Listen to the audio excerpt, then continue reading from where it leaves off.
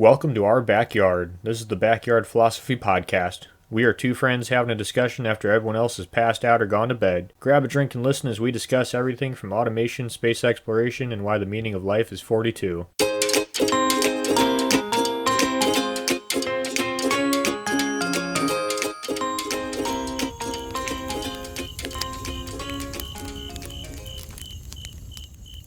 The universe works in strange ways, whether it be divine intervention, karma making a correction, or just plain circumstance. Sometimes people just get what they deserve. That is true today as it was back in the ancient times. In this mini, I will tell you the tale of a Scotsman who got his revenge on a cheating Viking.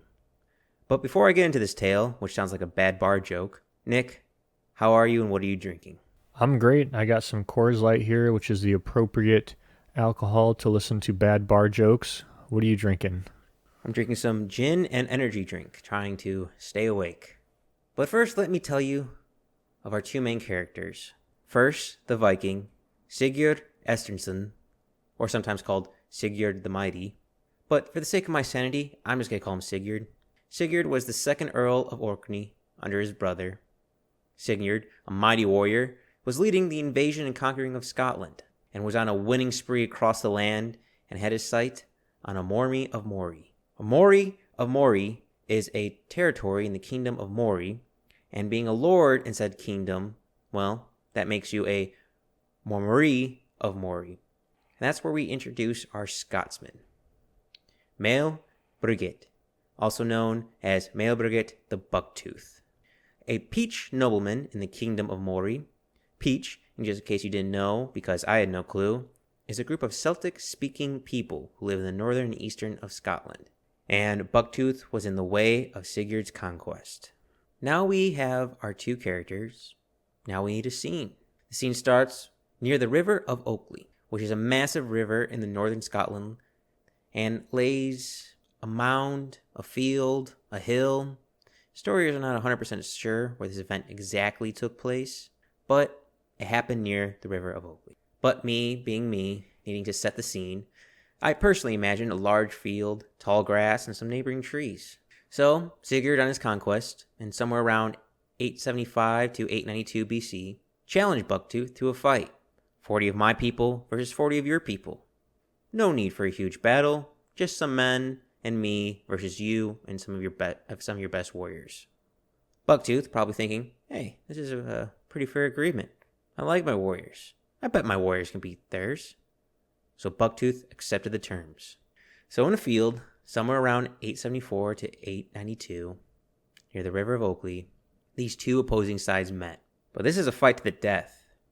And all is fair in love and war. And this is war. Plus, Sigurd the Viking, well, what's honor to a dead man? He decided to cheat in this fight and brought more than agreed upon men to this battle. From the Tales of Orkneyinga Saga, a group of documents telling the tales and events of this era in Norway and Scotland, recount the fight. Some have speculated of what happened, some has turned into wives' tales of the fight. The story has changed over the years. But one way the battle has been exaggerated is the account of how Bucktooth figured out something fishy was going on. Apparently, Bucktooth figured out that Sigurd didn't bring 40 men with him, but actually doubled the previous agreed amount, 80 Vikings. Bucktooth apparently figured this out by seeing, again, apparently heavy quotations on it, on seeing 2 pairs of human legs on each horse. Don't know how they got his opinion on it or his viewpoint on it, but Nick, if you had a guess, you have 40 Scotsmen going against 80 Vikings. What do you think happened?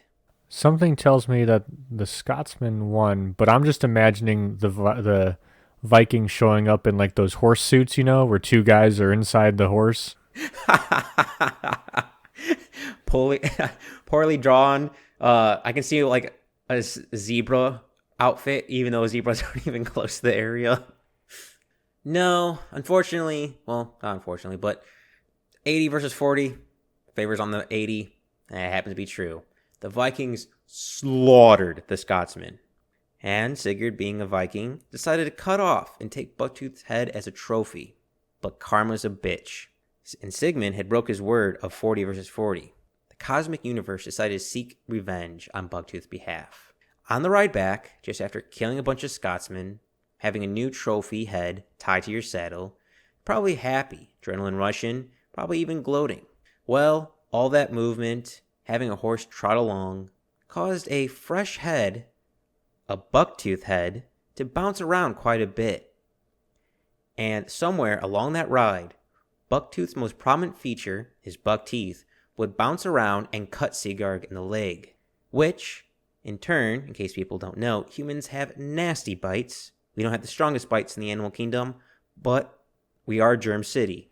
Well, that cut on Sigurd's leg, caused by Bucktooth's decapitated head, would end up becoming infected. Heavily affected, so much that it killed the Viking. Sigurd would be buried somewhere near Cider Hall near Dorknook.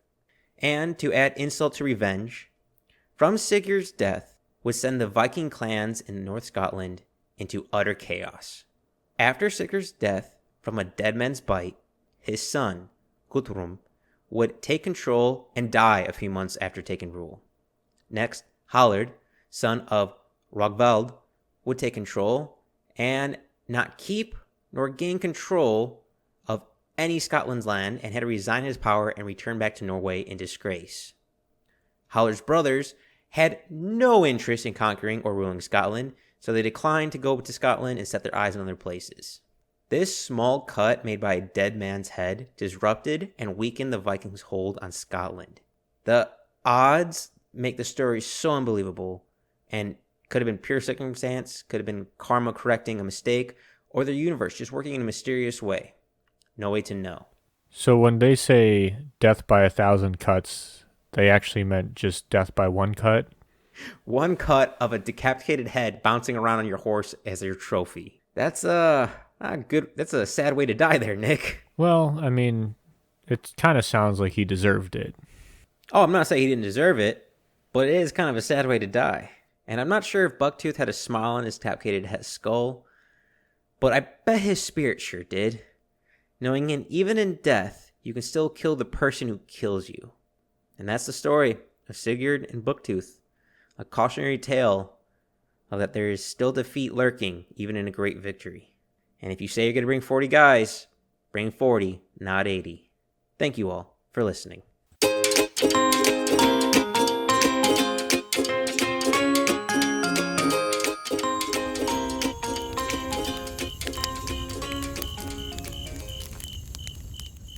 Thanks for listening to the Backyard Philosophy Podcast. We rarely finish a podcast without missing a point we wanted to bring up, so let us know what we forgot. And if you have a topic you want us to talk about, let us know at Backyard Philosophy on Instagram and Backyard Philosophy Podcast on Facebook.